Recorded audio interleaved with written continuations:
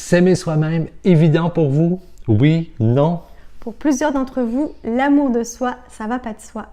Et je dirais même que c'est un handicap important qui en empêche plus d'un de vivre une vie belle et épanouie. Se connaître, se comprendre et s'aimer sont les premières étapes indispensables vers la réalisation et l'accomplissement de soi. Aurélie, que faire lorsqu'on passe son temps à se juger, se critiquer ou se parler durement? Et comment apprendre à s'aimer soi-même quand c'est pas naturel? S'aimer soi-même, vous savez, ça ne veut pas dire être égoïste, se prendre pour le nombril du monde et se fermer à l'autre.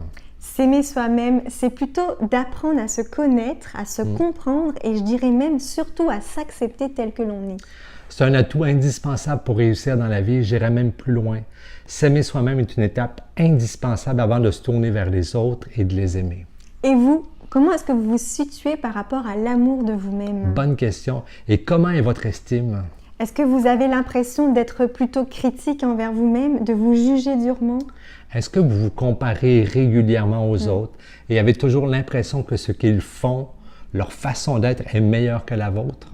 Ou bien au contraire, est-ce que vous êtes plutôt du genre à avoir l'habitude de vous accueillir avec bienveillance, de vous encourager, de vous féliciter et peut-être même de vivre en accord avec vous-même?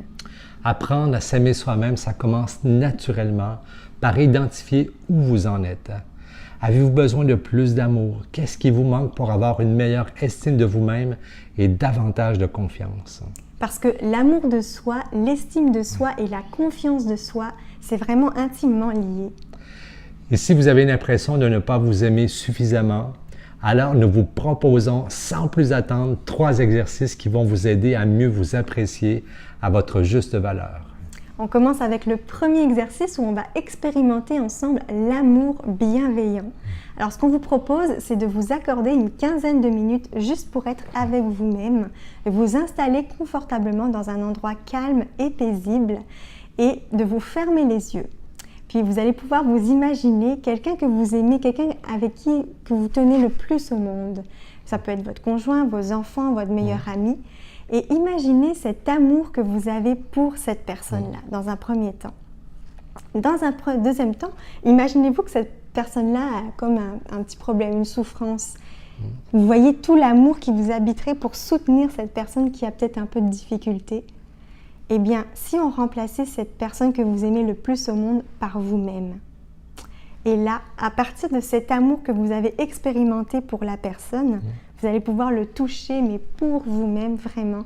Et donnez-vous du temps, prenez le temps d'expérimenter cet amour pour la nouvelle personne que vous êtes et que vous allez aimer plus que tout.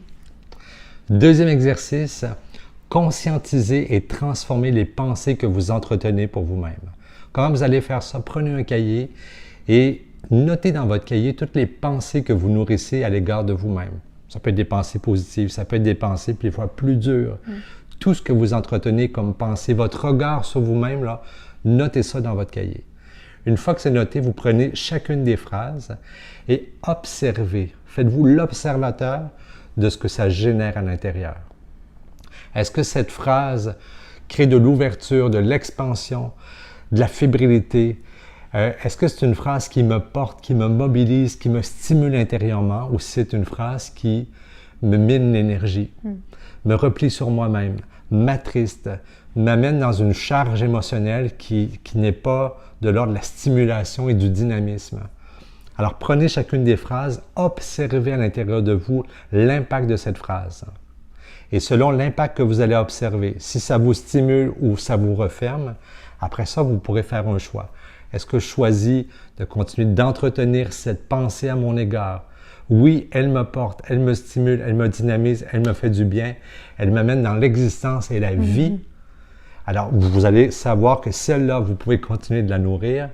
Et si c'est tout le contraire, que cette phrase vous mine l'énergie, vous mine le moral, vous replie sur vous-même, eh bien, vous pourrez faire un choix en conscience d'une nouvelle phrase que vous identifierez et que vous choisirez en conscience de nourrir pour qu'on puisse de plus en plus nourrir la vie. Et ce qu'on choisit d'entretenir dans notre esprit, bien souvent, on va le créer à l'extérieur. Donc, qu'est-ce que je choisis de créer? Et tout ça va commencer par ce que je choisis de nourrir intérieurement.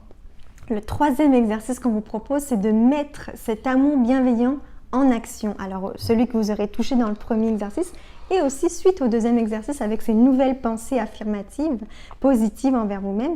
Aujourd'hui, dans les prochaines minutes, les prochaines heures, comment vous allez pouvoir enraciner cet amour bienveillant parce que c'est vraiment important de l'ancrer à l'intérieur de soi. Alors, ce qu'on vous propose, c'est de poser une action concrète, que ce soit vous faire un super souper ce soir, votre repas préféré ou d'aller au restaurant ou peut-être aller vous acheter des fleurs ou un nouveau vêtement, peu importe, quelque chose qui va symboliser ce nouveau pas sur le nouveau chemin de l'amour bienveillant envers vous-même. Ouais. Donc, une action concrète à partir de votre intention de renouveler l'estime, la confiance en vous, l'amour de vous-même. Et si vous avez le goût d'aller plus loin dans justement vivre dans cet espace de bienveillance pour vous-même, d'amour de vous-même, que vous voyez que vous êtes pris dans des jugements sur vous-même, dans des schémas intérieurs qui conduisent à la honte, à la culpabilité, à la déprime, que ce n'est pas toujours la vie qui circule en vous et que vous avez le goût de vivre pleinement. Alors, on vous propose un 2 jours, le week-end, l'art de vivre dans la bienveillance avec soi. Ce week-end est issu justement d'un constat qu'on a fait que énormément de personnes vivent dans du ressentiment intérieur, qui ne vivent pas la vie auquel ils aspirent. Alors, on a eu l'idée de ce week-end pour justement s'accorder un 2 jours pour travailler la bienveillance avec soi, pour construire la vie de ses rêves, sortir de nos schémas intérieurs qui ne donnent pas la vie, pour mettre en place de nouvelles structures intérieures qui vont nous propulser dans l'existence. Alors, c'est un week-end qui annonce un avant et un après. Si vous avez le goût de vous prêter au jeu de vivre ce 2 jours sur la bienveillance avec soi, on vous invite les 20 et 21 octobre prochains ou dans le Vieux-Québec. Donc, c'est de 9h à 16h30 les 20 et 21 octobre. Pour en savoir plus ou pour vous inscrire, allez sur notre site www.pl-communicationconsciente.com dans l'onglet Calendrier. Vous allez voir l'art de vivre dans la bienveillance avec soi. Il suffit de vous inscrire en ligne. Et au plaisir de vous retrouver la semaine prochaine. Oui. Au revoir.